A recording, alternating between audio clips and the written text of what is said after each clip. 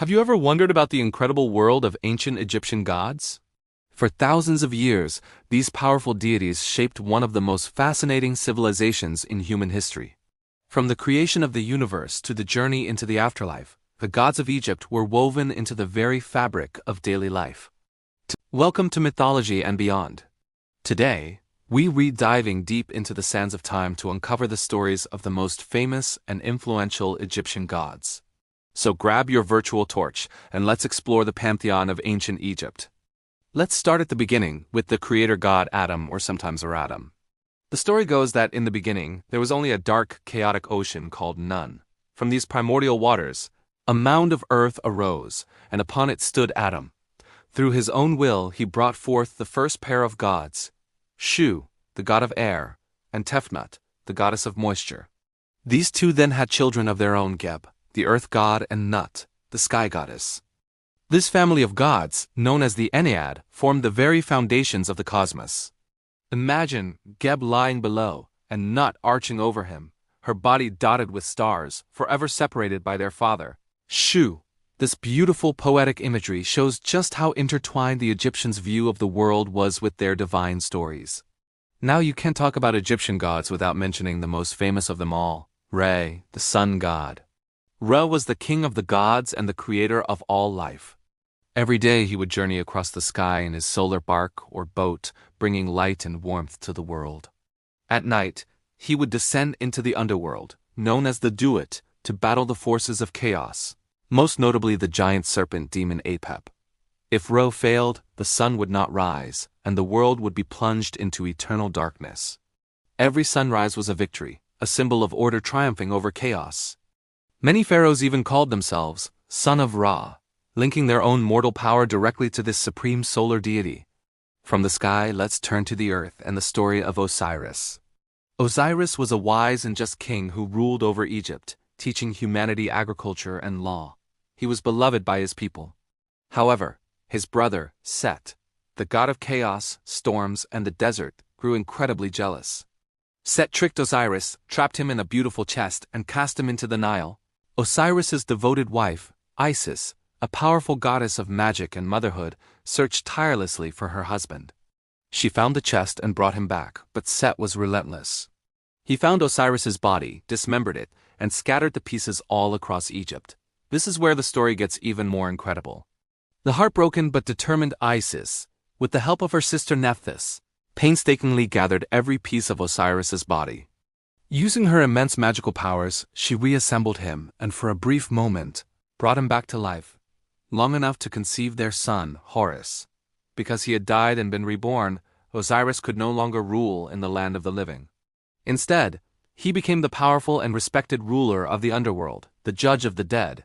This myth is so important because it explains the concepts of death, resurrection, and the promise of an afterlife, which were central to Egyptian beliefs and their elaborate burial practices, like mummification. The son of Osiris and Isis, Horus, has his own epic tale. Represented as a man with the head of a falcon, Horus was destined to avenge his father. After growing up in hiding to escape his uncle Set, Horus emerged as a powerful warrior. He and Set engaged in a series of fierce battles for the throne of Egypt, a cosmic struggle between order and chaos. In one legendary fight, Set tore out Horus's eye.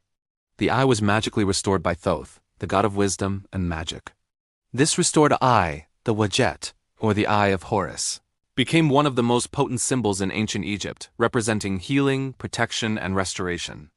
Ultimately, a tribunal of the gods declared Horus the rightful heir, and he became the king of the living, just as his father ruled the dead. Every pharaoh was seen as the living embodiment of Horus on the throne. Let's talk about some of the other key players in this divine drama. We've mentioned Isis, the ultimate mother and magician. Her devotion and power made her one of the most revered goddesses in all of Egypt. Her influence was so great that her worship eventually spread throughout the Romang Empire. Then there's Anubis, the jackal-headed god associated with death and embalming. It was Anubis who guided the souls of the dead to the Hall of Truth for their final judgment. He would weigh the heart of the deceased against the feather of Maat, the goddess of truth and justice. If the heart was lighter than the feather, the soul was granted passage to the afterlife. If it was heavy with sin, it would be devoured by a terrifying creature named Ammit, and the soul would cease to exist. This weighing of the heart ceremony was a critical moment in an Egyptian's journey after death. And we can't forget Thoth, the ibis-headed god of wisdom, writing, and knowledge. He was credited with the invention of hieroglyphs and served as the scribe of the gods, recording their judgments and histories. Thoth was the master of divine words and a powerful magician, the one who helped Isis restore both Osiris and Horus. In a world without modern science, gods like Thoth represented the pursuit of knowledge, the importance of record-keeping, and the power of intellect. Of course, the Egyptian pantheon is vast, with hundreds, if not thousands, of deities. There was Hathor, the cow goddess of love, beauty, music, and joy, who could also take on a ferocious form as the lioness Sekhmet to punish humanity on Ra's orders.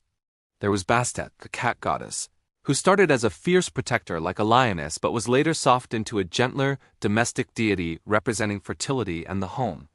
There was Sobek, the crocodile god, who represented the power and fertility of the Nile River itself. Each god and goddess had a specific role, a domain they oversaw, reflecting every aspect of the Egyptians' lives, from the grand cycles of the sun and the Nile to the personal moments of birth, love, and death. These weren't just distant, abstract figures. The gods were present everywhere. People wore amulets for protection, built massive temples for worship, and made daily offerings to gain favor. Festivals were held throughout the year to celebrate key moments in the gods' stories, like the flooding of the Nile or the coronation of a new pharaoh. The stories of these gods gave meaning to the world, explained natural phenomena, and provided a moral compass for society. They offered comfort in the face of death with the promise of a vibrant afterlife, and provided a sense of order in a world that could often feel chaotic. The legacy of these gods is not just carved in stone on temple walls. It's a testament to the enduring power of storytelling to shape a culture and its view of the universe. From Ra's daily journey across the sky to the epic family saga of Osiris, Isis, and Horus, the tales of the Egyptian gods are as timeless and monumental as the pyramids themselves. They reveal a civilization deeply connected to the spiritual world, one that saw the divine in the rising sun, the flowing river, and the cycle of life and death. Understanding these gods is key to understanding the heart and soul of ancient Egypt. Thanks so much for joining me on this journey back in time. I hope you enjoyed this glimpse into the incredible world of Egyptian mythology. If you did, please hit that like button and subscribe for more adventures into history and mythology. What's your favorite Egyptian god? Let me know in the comments below. Until next time, stay curious.